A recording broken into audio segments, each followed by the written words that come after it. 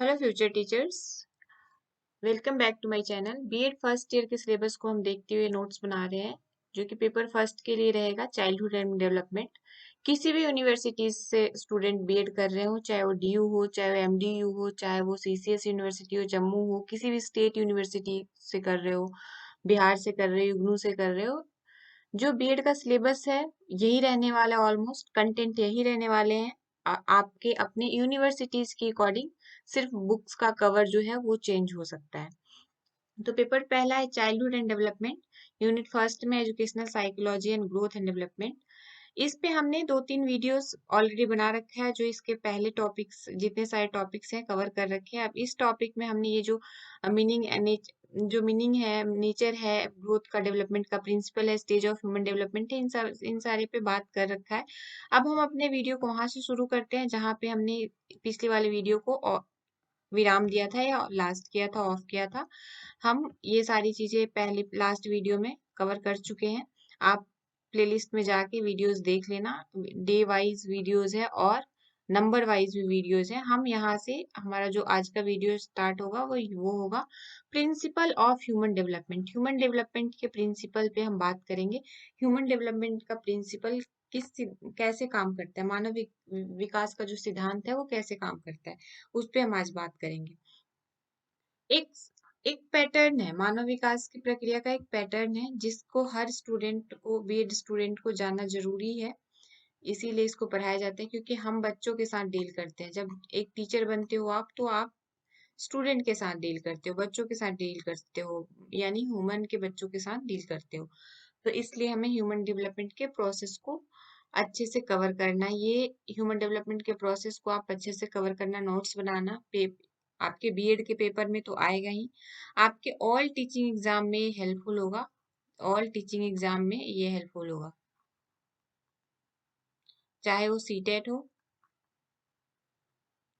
चाहे वो स्टेट का कोई टेट हो, या कोई डी ट्रिपल एस बी हो, या जैसे अभी बीपीएससी का बहुत जोर शोर से स्टूडेंट में एक बाढ़ सी है बिहार में टीचर बनने की। All kind of teaching exam में अगर आप कॉन्सेप्ट अभी से क्लियर करते चलते हो, तो जो आपका सिलेक्शन है वो बहुत इजी वे में हो जाता है।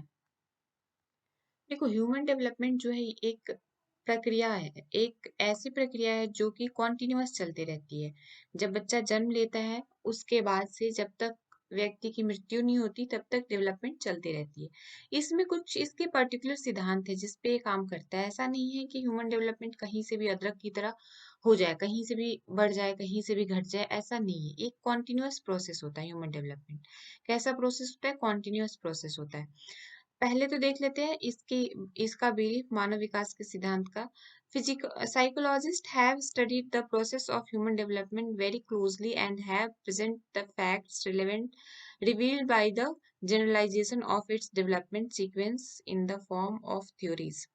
जो जितने सारे साइकोलॉजिस्ट थे, जो भी इस सिद्धांत को दिया है, जिन जिन ने भी, उन्होंने एक पैटर्न, उन्होंने इसको बहुत ही क्लोजली अध्ययन किया, बहुत ही क्लोजली इसको पढ़ा, देखा कि क्या है, और फिर कितने सबके अलग अलग जैसे रिसर्च किया, बहुत सारे ह्यूमन पे रिसर्च किया होगा, और उन पे इन्होंने उसके बाद एक जनरलाइजेशन, एक सामान्यीकरण किया कि एक ह्यूमन डेवलपमेंट इस पैटर्न से ही चलता है।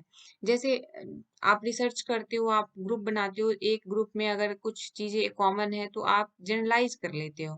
अगर ऐसे ऐसे 3-4 ग्रुप में कॉमन है तो आप क्या कर लेते हो? आप एक जी फैक्टर निकाल लेते हो, जनरलाइज कर लेते हो। ऐसे ही ह्यूमन डेवलपमेंट के लिए भी साइकोलॉजिस्ट ने जनरलाइज किया है, जो कि फर्स्ट प्रिंसिपल है, प्रिंसिपल ऑफ कॉन्टिन्यूअस डेवलपमेंट। जो ह्यूमन विकास डेवलपमेंट की प्रक्रिया होती है वो कॉन्टिन्यूअस होती है, यानी चलते रहती है, जीवन पर्यंत चलते रहती है। जन्म से लेके मरने तक कुछ ना कुछ डेवलपमेंट होते रहता है। पहले तो सबसे पहला जो प्लेस होता है वो होता है फिजिकल डेवलपमेंट का, फिजिकल ग्रोथ का, जिसको हम ग्रोथ का नाम देते हैं। जो फिजिकल डेवलपमेंट हो रहा होता है उसको हम किसका नाम देते हैं? ग्रोथ का नाम देते हैं। तो प्रिंसिपल ऑफ कॉन्टिन्यूअस डेवलपमेंट क्या है? Psychologist uncovered the fact that human development is the continuous process which continue from birth to death,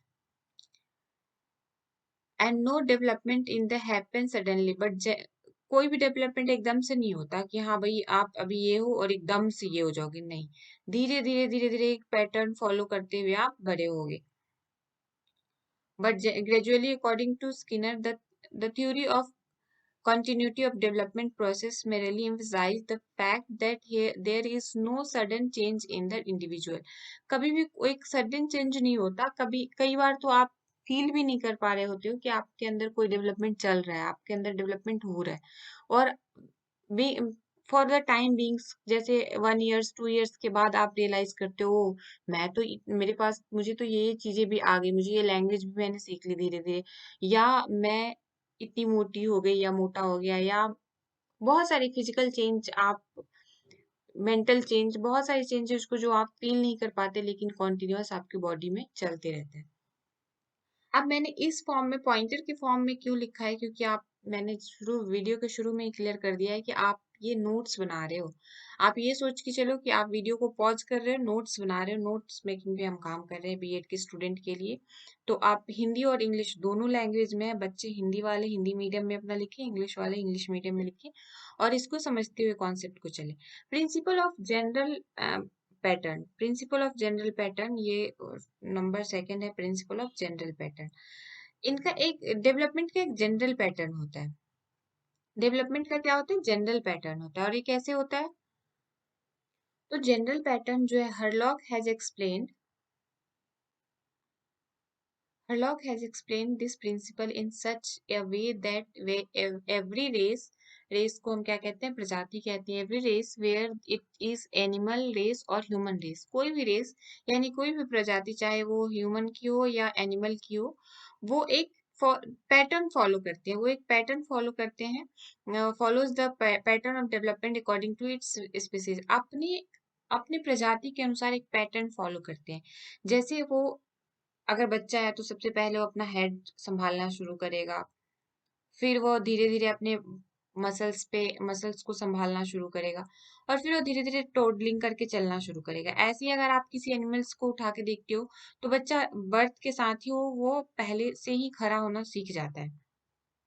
तो एवरी रेस यानी एवरी प्रजाति, मतलब कोई भी प्रजाति अपने अकॉर्डिंग धीरे धीरे डेवलपमेंट के प्रोसेस को पकड़ता है, धीरे धीरे डेवलप करता है। विकास एक, क्योंकि विकास क्या है, एक कॉन्टिन्यूस प्रोसेस है, जो कि नियमित रूप से धीरे धीरे क्रमबद्ध कॉन्टिन्यूस निश्चित समय पर होती है। ऐसा नहीं है कि कभी भी कहीं से भी हो जाए। तो ये धीरे धीरे अपना टाइम लेके ही विकास कंप्लीट होता है। सामान्य पैटर्न का एक सिद्धांत, हेरलॉक ने इस सिद्धांत को इस प्रकार समझाया कि प्रत्येक जाति, चाहे पशु जाति हो, मानव जाति हो, अपने प्रजाति के अनुसार विकास का पैटर्न अपनाती है। ठीक है। थर्ड वन है principle of evolution sequence. Evolution sequence का जो प्रिंसिपल है, ये किसने दिया है, psychologist like surely and गैसेल made it clear through experiment that human development take place in a certain order. Human development एक सर्टेन ऑर्डर में, जैसे कि मैंने बताया सेफेलोकोडल, ह्यूमन का जो डेवलपमेंट प्रोसेस होता है सेफेलोकोडल होता है, यानी सिर से पैर की तरफ होता है। सेफेलोकोडल जो टर्म है वो आप याद रखना, क्योंकि बीएड में डायरेक्ट क्वेश्चन, सीटेट में डायरेक्ट क्वेश्चन पूछता है सेफेलोकोडल टर्म से आप क्या समझते हो, तो इसका हेड टू टो आंसर होगा सेफेलोकोडल। एक बार लिख दूं सब, एक ह्यूमन डेवलपमेंट कैसे काम करता है।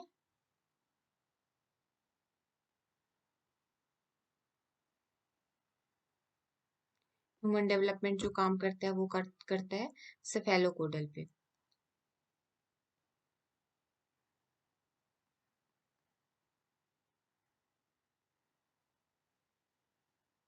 अच्छा, इसके आगे नहीं जाएगा, ओके। इसके आगे आप स्पेलिंग यहाँ से जोड़ लेना, ये रुको, वेट अ मिनट।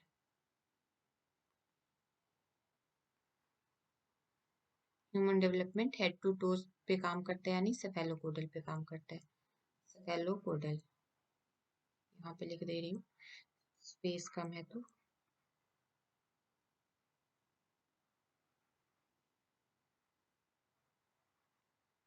सेफेलोकोडल की का मतलब होता है head to toe, head to toe. ठीक है, ह्यूमन डेवलपमेंट जो है सेफेलोकोडल पे काम करता है। तो अब बात करते हैं, psychologist like Shirley and Gesell made it the clear through experiment that human development take place in a certain order. For example, at the time of birth human makes only the sound of crying. After that, he hears the sound of those who comes in contact with him and tries to speak by imitating the sounds are heard. जब बच्चा छोटा होता है तो पहले वो चिल्लाना सीखता है, फिर उसके बाद जो साउंड उसके आसपास आ रहे होते हैं उसको इमिटेट करके वो उसको बोलना सीखता है, उस साउंड को बोलना सीखता है। फिर जब धीरे धीरे बड़ा होता है, थोड़ा सा बड़ा होता है, तो उस भाषा का, उस जिस भी लैंग्वेज को जो उसके कांटेक्ट में है, उस लैंग्वेज से वो धीरे धीरे क्या करता है, अपनी बातों को रियल जनरलाइज करता है कि अच्छा इसके अपने अंडरस्टैंडिंग में वो बनाता है और फिर अपना खुद का सेंटेंस बनाना शुरू करता है। तो देखो यहाँ पे एक सीक्वेंस फॉलो कर रहा है, ऐसा नहीं है बच्चा डायरेक्ट ही सेंटेंस बना रहा है फिर शब्द सीख रहा है फिर उसके बाद वो चिल्लाना सीख रहा है, नहीं, वो एक पैटर्न में सीख रहा है। ऐसे ही जैसे सेफेलोकोडल मैंने आपको बताया, पहले बच्चा जन्म लेता है तो अपना हेड संभालता है, हेड संभालने के बाद वो अपने मसल्स को यानी हाथ पैर को संभालना शुरू करता है। धीरे धीरे वो टोडलिंग करता है, बैठना सीखता है, फिर टोडलिंग करता है, ऐसे कर करके वो डेवलप होता है, डेवलपमेंट होता है, उसकी डेवलपमेंट होती है। तो विकास क्रम के सिद्धांत में शर्ली तथा गैसल ने जैसे मनोवैज्ञानिकों ने प्रयोग द्वारा स्पष्ट किया कि मानव का विकास एक निश्चित प्रक्रिया, निश्चित क्रम में जन्म के समय मनुष्य केवल रोने वाली आवाज निकालते हैं, वो यानी कि एक निश्चित क्रम में चलती है। हमेशा याद रखना कि ये निश्चित क्रम में ही चलती है। ये गन्ने के पेड़ की तरह है, जो जड़ से शुरू होता है तो आगे बढ़ता है। ठीक है, ऐसा नहीं है कि ऊपर से नीचे आता है, अदरक की तरह नहीं है कहीं से भी बढ़ जाए। प्रिंसिपल फोर्थ क्या है, प्रिंसिपल ऑफ इंट्रीगेशन, इंट्रीगेशन एकीकरण का सिद्धांत। Psychologists also clarify that development of man in form full part and then form a part of full। इसका मतलब हम एग्जाम्पल से समझते हैं, उदाहरण से हम इसको समझते हैं ऐसे कि ये बच्चा एक पहले अपना हाथ हिलाना सीखता है, हाथ के बाद फिर उंगलियों को हाथ से चलाना सीखता है, फिर उंगलियों के बाद वो हाथ से काम करना सीख जाता है। जैसे पहले हाथ देखोगे आप बच्चे को आपके आसपास, आई होप हर किसी ने छोटे बेबीज को देखा होगा, तो पहले वो हाथ को ऐसे ऐसे मुट्ठी बंद करके हाथ को हिलाता है, फिर उसके बाद धीरे धीरे वो अपनी फिंगर से, जैसे जैसे वो बड़ा होता है धीरे धीरे अपने फिंगर पे कंट्रोल करना सीखता है, फिर उन फिंगर से, उन हाथ से वो काम करना सीख जाता है। जैसे अब हमें अपने हाथों से अपने मेंटल कोऑर्डिनेशन के अकॉर्डिंग कुछ भी कर सकते हैं। यही है एकीकरण का सिद्धांत, मतलब कि बालक अपने संपूर्ण अंग की ओर फिर से अंगों के भागों की ओर चलना सीखता है, यानी कि man is form full to parts and then form parts to full. ठीक है, पहले पूरे हाथ को हिला रहा होता है, फिर उसके बाद धीरे धीरे वो अपनी उंगलियों से सीखता है, उंगलियों को चलाना सीखता है, फिर वो पूरे हाथ का काम अपने मेंटल माइंड के कोऑर्डिनेशन से करना शुरू कर देता है। तो इसका मतलब वही हुआ जो आपने अभी सैडले और गैसले से मिलता जुलता ही है। तो एक डेवलपमेंट प्रिंसिपल ऑफ इंटीग्रेशन का मतलब क्या होगा, एकीकरण का सिद्धांत इसको हिंदी में कहते हैं। आप जो हिंदी वाले बच्चे हो इसको पढ़ लेंगे। प्रिंसिपल क्वेश्चन सॉरी, जो पांचवें नंबर का डेवलपमेंट का सिद्धांत है या प्रिंसिपल है, वो क्या है, principle of interaction of heredity and environment. Most important है, जैसे कॉन्टिन्यूअस वाला मैंने आपको बताया इम्पोर्टेंट है, वैसे ही हेरिडिटी एंड इन्वायरमेंट पे डेवलपमेंट का एक सिद्धांत है, जो आप इसको रट लेना, याद कर लेना, अपने मेंटल स्कीमा में बैठा लेना कि हेरिडिटी एंड डेवलपमेंट इन्वायरमेंट पे ह्यूमन डेवलपमेंट डिपेंड करता है। ह्यूमन डेवलपमेंट किस पे डिपेंड करता है, हेरिडिटी और इन्वायरमेंट। हेरिडिटी जैविक कारक हो गया यानी बायोलॉजिकल कारक हो गया, और इन्वायरमेंट जो हो गया सोशल कारक हो गया। हेरिडिटी कौन सा कारक हो गया, बायोलॉजिकल, और इन्वायरमेंट जो है सोशल कारक हो गया। ये क्या है, बायोलॉजिकल है, और ये क्या है, मतलब सोसाइटी पे डिपेंड करता है, तो ये सोशली हो गया, सोशल हो गया। There are two basic factors of human development, one inherent heredity and other environment double time हो गया भाई, क्यों हो गया, कोई बात नहीं, it's my bad. Inherent Inherents refer to the quantities then child inherits from its offspring and genes of his parents, and his environment refers to natural and social environment in which he lives and develop himself.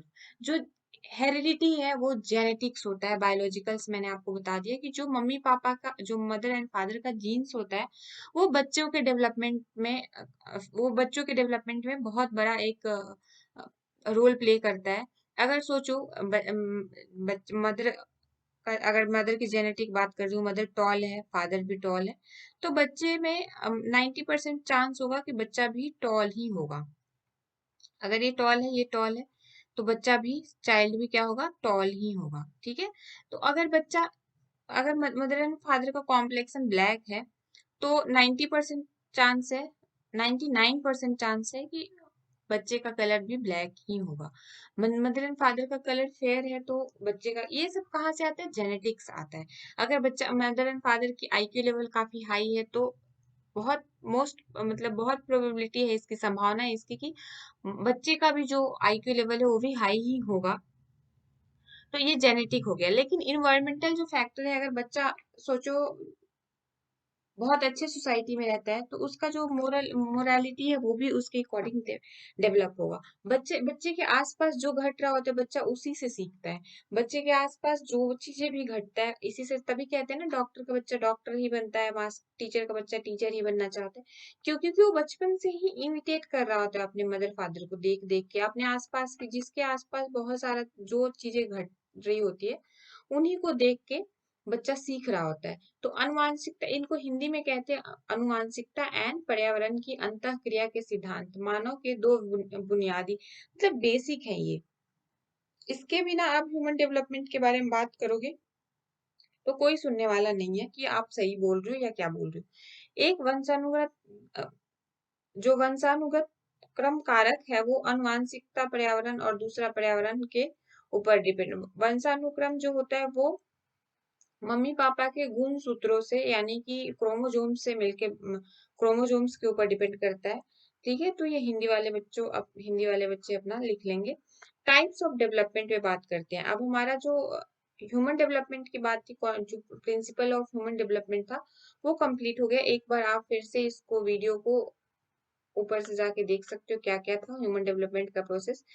Principle of continuous development होता है। Principle of general, ये general pattern को follow करता है। ये क्या होता है, ये एक सीक्वेंस में बढ़ रहा होता है, एक सीक्वेंस में विकास का क्रम होता है।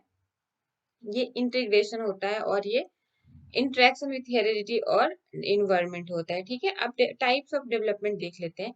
तो physical growth and development, first क्या है, physical growth and development.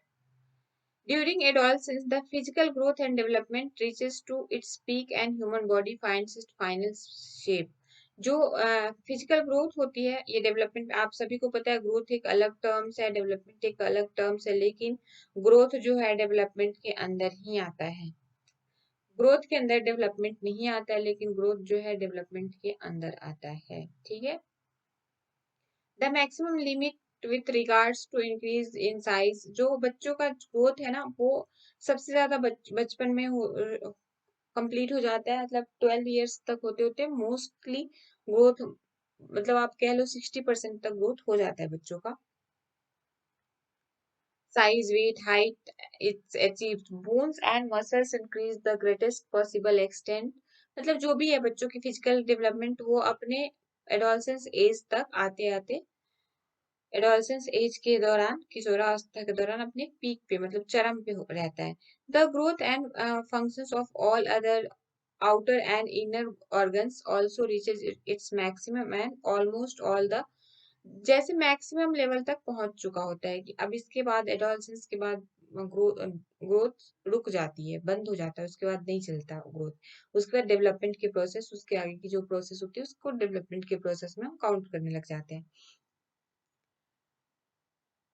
Adolescence के टाइम बहुत ही एक्टिव होता है, जितने सारे फिजिकल डेवलपमेंट का और जो ग्लैंड्स है, ऑर्गन्स है, जो भी है, वो एकदम एक्टिव्स होते हैं। तभी तो आप देखते हो कि बच्चों की जो स्किन है, जो भी चीजें हैं, वो कितने एक्टिव, बहुत ही फ्लोरेंस वो उसमें रहता है, बहुत एक चार्मिंग उसमें रहता है। हर चीज की जो क्वालिटी है, कहते हैं अभी बिल्कुल डेवलप कर रहा है, तो इसकी क्वालिटी बहुत अच्छी होती है। बच्चे उस टाइम बहुत ही एक्टिव होते हैं, मेंटली भी एक्टिव होते हैं और फिजिकली भी एक्टिव होते हैं। अब हम लोगों को कह दिया जाए 4 कदम चल के आओ, दौड़ के आओ, और फिर दौड़ो, तो हम थक जाएंगे। लेकिन बच्चे को खेलने के लिए छोड़ दो, वो खेलते रहेंगे, खेलते रहेंगे, जब तक कि आप उनको बुला के अपने पास जबरदस्ती कोई दूसरा काम ना दो। कॉग्निटिव दूसरा क्या है, ये वही चीजें मैंने बायो हिंदी में ही सारी बातें करी, तो हिंदी वाले अपने हिंदी में लिख लेना। कॉग्निटिव ऑफ कॉग्निटिव और इंटेलेक्चुअल डेवलपमेंट, जो कॉग्निटिव और इंटेलेक्चुअल डेवलपमेंट होती है, कॉग्निटिव को हिंदी में क्या कहते हैं, संज्ञानात्मक। Adolescence is the period of maximum growth and development with regards to mental functioning. Intelligence reaches its climax during its period. जब हम कहते हैं ना बच्चों को यही चीज मतलब अभी अभी ये भी सिखा दो, अभी क्यों आपने देखा है कि बच्चों हमारी एजुकेशन सिस्टम है क्यों एडोलसेंस स्टेज तक जाते जाते अपने पीक पे होती है।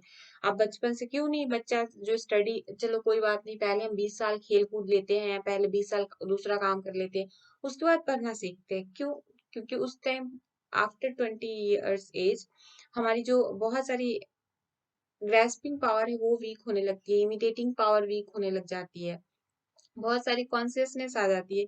इसीलिए बचपन से ही हमें पढ़ाया लिखाया जाता है और 20 साल के बाद बोला जाता है आप कमाओ, क्योंकि अब हम मैच्योरिटी लेवल पे आ चुके होते हैं। Adolescence is the period of maximum growth and development with regards of mental functioning. Mental functioning में भी एडोलसेंस बिल्कुल पीक पीरियड्स होता है। Intelligence regard the climax during its period. Intellectual power like logical thinking, abstract reasoning and concentration are almost developed at the end of its period, and adolescents learn to reason and seeks answer to how and why of everything. जब ये बच्चे हर चीज को brain storming करके सीखना, अपने आप से सीखते हैं, अपने पीयर से सीखते हैं, अपने आसपास की सोसाइटी से सीखते हैं। हर इस टाइम जो बच्चे होते हैं काफी एक्टिव होते हैं। जो एडोलसेंस एज होता है उसमें बच्चे क्या होते हैं, काफी एक्टिव उसमें होते हैं। तो कॉग्निटिव फिजिकल जो डेवलपमेंट का प्रोसेस में आता है, कॉग्निटिव एंड इंटेलेक्चुअल डेवलपमेंट एक अब ज्यादा हाई पीक पे होता है एडोलसेंस पे। He does not try to follow the beaten track. बच्चे जब इस एज में होते हैं तो एक पर्टिकुलर ट्रैक नहीं ट्राई कर रहे होते। आप अपने बचपन को याद कर लेना, इन सब चीजों को जब भी हम किसी चीज को पढ़ रहे होते हैं तो अपना जो हमने फील किया था या हमने खुद देखा था, उस चीज को हम अगर इमेजिन करते हैं तो हमारी चीजें हमारे लिए आसान हो जाता है समझना। आप खुद अभी जितनी सारी कॉन्सियसनेस है कि मैं ये बोल रहा हूँ या बोल रही हूँ तो सही होगा नहीं होगा, हमसे गलती हो जाएगी तो लोग क्या कहेंगे, वो सुन के क्या बोलेगा, ऐसे होगा। जब हम एडोलसेंस एज में होते हैं हमें कोई फर्क नहीं पड़ता कि दुनिया क्या कर रही है। हम उस टाइम इस कंडीशन में होते हैं कि दुनिया जाए बाहर में और मुझे ये करना है तो करना है। हम अपने मम्मी पापा से, हमारे किसी से हु आई एम वाली अपनी पहचान को बनाने के लिए ईगर होते हैं। हम अपने तरीके से अपनी पहचान को बनाते हैं। तभी कहते हैं कि अगर एडोलसेंस एज में आपको सही गाइडेंस मिल जाए तो आप बहुत कुछ मतलब बहुत बड़ा भी कर सकते हो। अगर गाइडेंस चाहे वो सेल्फ कॉन्शियस से गाइडिंग है या आपके आसपास के इन्वायरमेंट से गाइडेंस है, अगर सही गाइडेंस मिल जाता है उस टाइम पे तो बच्चा बहुत पॉजिटिव वे में आगे बढ़ेगा।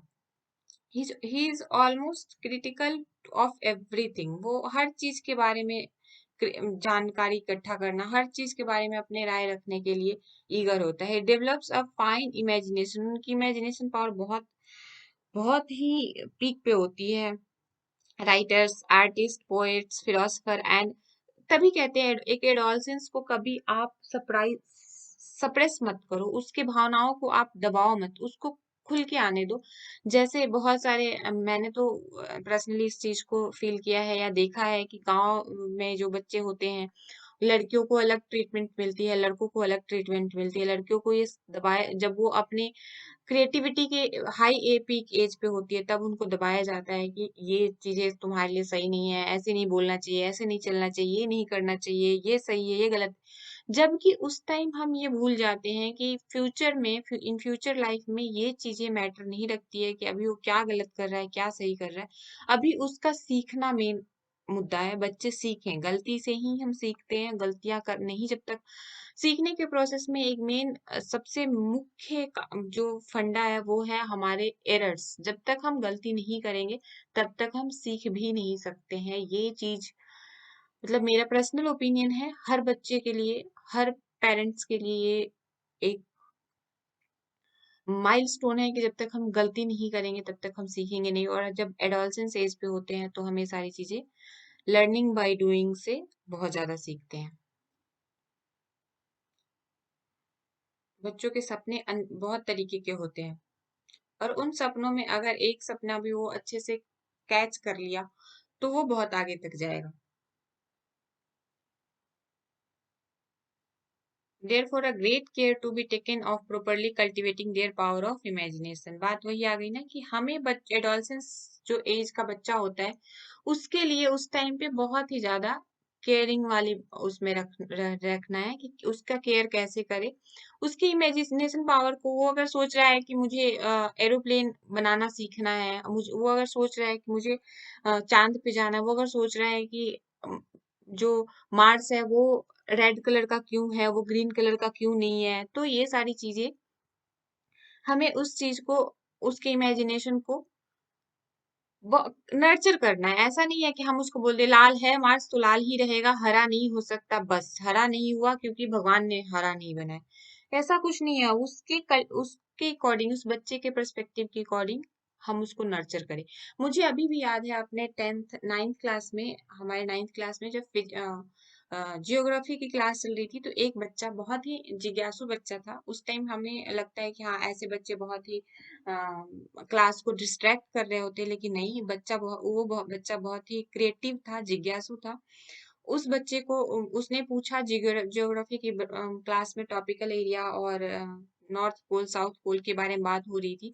तो उस बच्चे ने पूछा कि सर अगर हम ये कहते हैं पृथ्वी गोल है, ध्यान से सुनना, उस बच्चे ने कितनी डीप वाली बात पूछी थी, लेकिन उस टाइम सर भी उसको नहीं बता पाए, सर भी उसके आंसर नहीं दे पाए थे। और मुझे लिटरली वो चीज अभी भी याद है, क्योंकि वो चीज उस बच्चे का जिज्ञासा था, और उस बच्चे का जिज्ञासा मेरे माइंड में भी आया। क्वेश्चन तो उस बच्चे ने सही पूछा है, क्वेश्चन तो उस बच्चे ने बहुत ही सही पूछा है। उसने उसमें कोई गलती, मतलब अपनी अपनी थॉट प्रोसेस, उसका जो इमेजिनेशन पावर था, जो उसने रिलेट किया एक दूसरे थिंग बात से, उस चीज को उसने रिलेट किया था कि सर अगर आप कह रहे हो कि इंडिया इस साइड है और जो यूएसए अमेरिका इस साइड है, और हम इसको बाय एयर जाते हैं, पहुंचते हैं,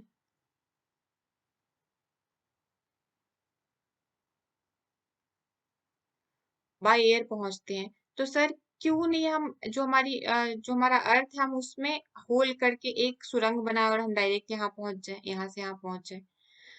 तब जो फिजिक्स जियोग्राफी वाले सर थे हमारे, उन्होंने उनको डांट के दो पहले पास में बुलाया और दो थप्पड़ लगाया कि ऐसे बकवास क्वेश्चन नहीं करो और नॉर्थ पोल साउथ पोल के बारे में पढ़ो। पूरी क्लास हंस पड़ी थी उस बच्चे के ऊपर, और बात वहीं की वहीं खत्म हो गई। कोई, लेकिन जब मैं घर आई इस क्वेश्चन को बार बार मेरे माइंड में चलते रहा कि ऐसा क्यों है। जब और उस टाइम ऐसा, जब 2010-9 में जब हम लोगों का 9-10 हो रहा था, तब ऐसा नहीं था कि हाँ आप यूट्यूब से या ओपन सोर्स से, कहीं किसी भी ओपन सोर्स से आप टैग से गूगल सर्च कर किए और पढ़ लिया कि हाँ जी भाई ये चीजें होती है। या अभी अभी के टाइम में क्या है कि अभी आप किसी भी स्कूल, किसी भी ऑर्गेनाइजेशन में आप पढ़ाई कर रहे हो, किसी दूसरे ऑर्गेनाइजेशन को एक्सेस करने के लिए आप मूक्स प्लेटफॉर्म यूज कर सकते हो, स्वयं प्लेटफॉर्म यूज कर सकते हो। बहुत सारे ऑनलाइन प्लेटफॉर्म है जो कि आपको आपकी जिज्ञासा को शांत करने के लिए उपलब्ध है। लेकिन उस टाइम नहीं थे। उस टाइम बच्चे टीचर पे ही डिपेंडेंट थे। मतलब टीचर सेंटर्ड क्लासरूम होता था।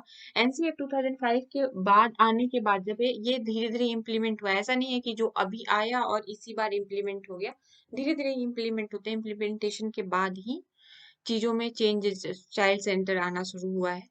तो उस टाइम की बात बता रही हूँ, उस बच्चे की को थप्पड़ मार के सर ने चुप करा दिया। लेकिन अब जब धीरे धीरे वो क्वेश्चन मेरे माइंड में अब तक थे, जब धीरे धीरे जब यूट्यूब से या जब मैं खुद से सेल्फ स्टडी करने लगी, तो मुझे पता चला कि ये पॉसिबल ही नहीं है। क्योंकि यहाँ से यहाँ तक आने के लिए जो पृथ्वी का जो कोर है, कोर तक भी नहीं पहुंच सकते हम। बहुत सारे जो लेयर्स ऑफ अर्थ हैं उसके अकॉर्डिंग हम बहुत सारे लेयर्स को यहाँ तक आने के लिए हमारी जो कंडीशंस है बिल्कुल ही निर्वात, और यहाँ पे सरवाइव ही नहीं कर सकता कोई, इसीलिए हम इसके इधर से सुरंग नहीं कर सकते और नहीं जा सकते। अभी तक कोई इक्विपमेंट नहीं बनी है। ये बात है। तो जिज्ञासा को कभी शांत मत करो, किसी बच्चे की जिज्ञासा को उसको नर्चर करो उसको। अगर तुम्हें नहीं समझ में, ठीक है, अगर नहीं समझ में तो उसको डांटो मत, उसको बोलो कि अच्छा चलो मिलके खोजते हैं, चलो हम इसको मिलके करते हैं। या आप अपने दोस्तों से पूछो, आप अपने आसपास में जो भी, जिससे भी लगता है कि आपने ये क्वेश्चन करा है और आप जिसके भी आंसर से सेटिस्फाइड हो उससे पूछो। ये वीडियो थोड़ा सा लंबा हो गया, लेकिन कोई नहीं, नोट्स मेकिंग में और अंडरस्टैंडिंग में आई होप आपको बहुत ज्यादा काम आएगा। सोशल डेवलपमेंट जो नेक्स्ट है, हमारा थर्ड है, वो है टाइप्स ऑफ डेवलपमेंट में सोशल डेवलपमेंट। एक बच्चे को सोशली डेवलप होना भी बहुत उतना ही इम्पोर्टेंट है जितना कि वो मेंटली डेवलप हो रहा है। फिर से सुनना, एक बच्चे को सोशली डेवलप होना भी उतना ही इम्पोर्टेंट है जितना कि वो mentally develop कर रहा है। Adolescence is the period of increased social relationship and contacts।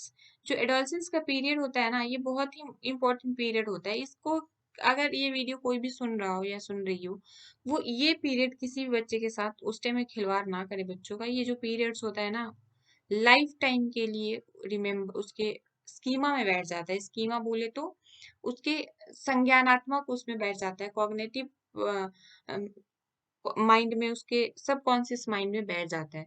Adolescence is the period of increasing social relationship and contact. ये टाइम ऐसा होता है जब बच्चा लोगों से बहुत ज्यादा इंटरेक्ट करना चाहता है, कांटेक्ट करना चाहता है, दोस्ती बढ़ाना चाहता है। क्यों? क्योंकि उसके अंदर, जैसे ऊपर हमने पढ़ा, मेंटल कंडीशंस बहुत डेवलप हो रही होती है, तो अपने ईगर को, अपनी जिज्ञासा को शांत करने के लिए सोशली इंटरेक्ट करता है, लोगों से मिलता जुलता है, बातें करता है। Whereas a child cares very little for societies and adolescents develop a good amount of social sense। जो जब बच्चे होते हैं वो, उनको सोसाइटी के बारे में कोई मतलब नहीं, कोई कुछ नहीं पड़ा होता। वो अपने खाने, उनके सबसे ज्यादा उनका जो नीड होता है ना बचपन में, खाने से होता है और अपने प्लेजर से होता है। लेकिन जैसे ही बच्चा एडोलसेंस में आता है, वो अपने सोसाइटी में आसपास की चीजों को देख के और समझ रहा होता है और उसकी केयर भी करता है। देखना, एक जो एडोलसेंस एज में बच्चे होते हैं, वो अगर बाहर कहीं दूर उस पे चिड़िया भी दिख जाए और उनका भी केयर करके आते हैं कि भाई ये चिड़ियों को खाना देना चाहिए, दाना पानी देना चाहिए। ही चेज टू बी इगोसेंट्रिक होता है। इस टाइम वो इगोसेंट्रिक होता है, सेल्फिश एंड अनसोशल होता है। सेल्फिश भी होता है और unsocial. Now he wants to mould his behaviour according to norms of the society. जब बच्चा होता है तो इगोसेंट्रिक होता है, जैसे वही प्लेजर वाली बात हो गई, उसको खाना पीना, अपने खाने से, अपने खुशी से, अपने खेलने से, अपने टॉयज से मतलब होता है, और वो अनसोशल होता है। लेकिन जैसे ही वो बड़ा होता है, वो सोसाइटी के बारे में सोचना शुरू कर देता है और वो ऐसे बिहेव करता है जैसे सोसाइटी के लोग बिहेव कर रहे होते हैं। And another significant change in the social aspects of child during adolescence lies in the relationship with his parents and the family। उस टाइम बच्चे अपने पेरेंट्स में, जैसे जैसे आप देखोगे, अगर किसी फैमिली में फादर एग्रेसिव है तो बच्चा भी एग्रेसिव ही होगा। देखो, किसी फैमिली में मदर एंड फादर के बीच में बहुत अच्छी रिलेशनशिप नहीं है, तो बच्चों के अंदर भी रिलेशनशिप की वो गुड क्वालिटी की अंडरस्टैंडिंग नहीं बिल्ड हो रही होगी। तो बीइंग अ टीचर बनने के लिए इन सब चीजों का ध्यान रखना बहुत ही जरूरी है बच्चों। कि भाई छोटे छोटे पॉइंट पे हमें लगता है कि हम क्लासरूम में जाके सिर्फ बच्चे को पढ़ा के आ जाए, उनको कॉन्सेप्ट नॉलेज दे के आ जाए, नहीं, बच्चों के साथ फिजिकली तो जुड़े ही, मेंटली भी उतना ही जुड़ाव रखना पड़ता है।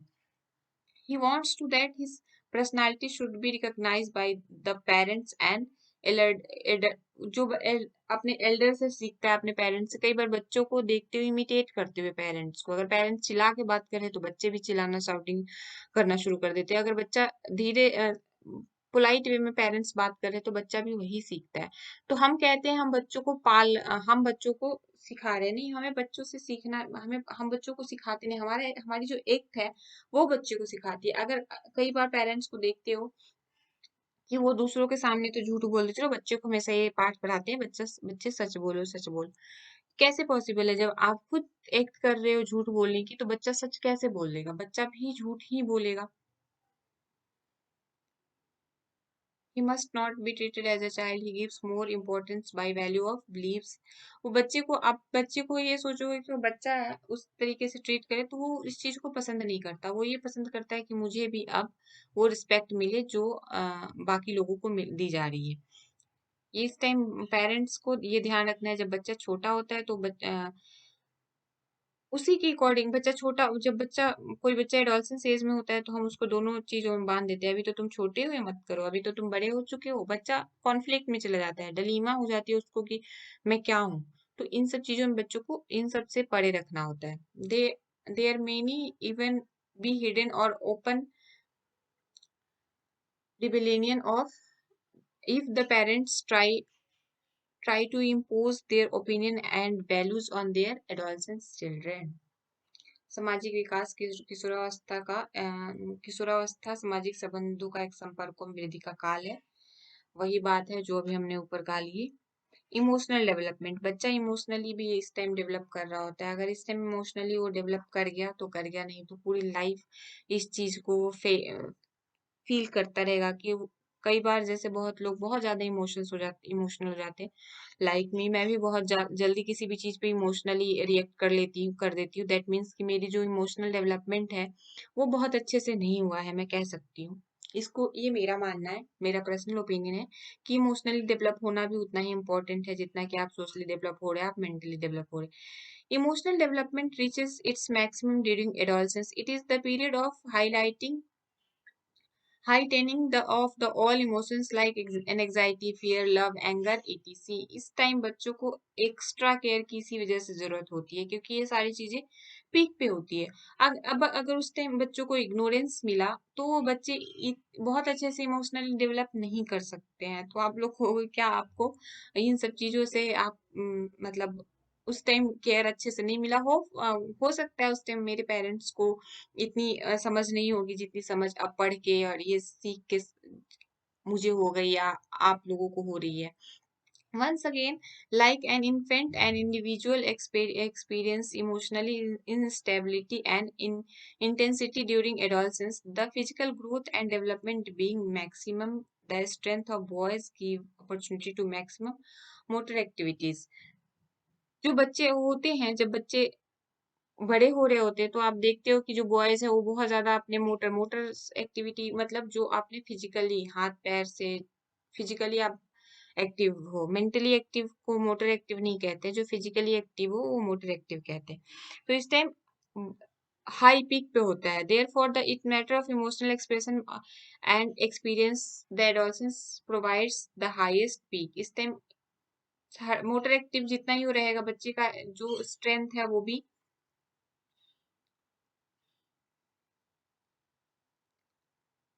एक्टिव रहेगा। देयर फॉर इट्स मैटर, कहाँ थे हम? At no stage of child is so restless and emotionally perturbed and the and touchy as it in adolescence. कोई भी स्टेज इतना नहीं होता जब कोई भी, जैसे बचपन में भी बच्चे इतने, जो चाइल्ड का जब बच्चा छोटा होता है तब भी इतना रेस्टलेस नहीं होता है जितना कि एडोलसेंस में इमोशनली डिस्टर्ब होता है बच्चा। इमोशनली स्टेबल होने की कोशिश कर रहा होता है क्योंकि उसके माइंड में बहुत सारी चीजें साथ साथ चल रहे होते हैं।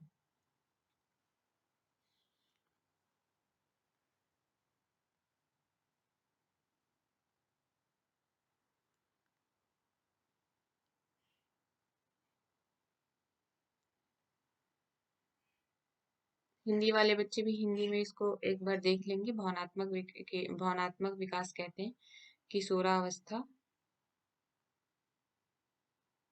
ये यहीं तक है भाई, कहाँ गए भाई?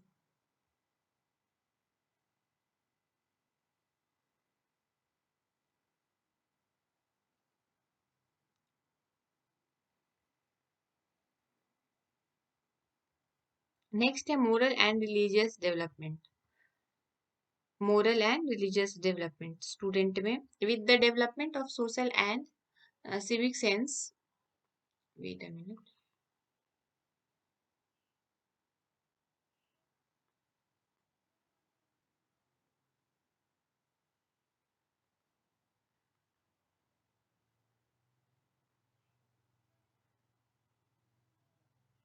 With the development of social and civic sense, the children during the periods learn to behave according to the norms of their society and culture.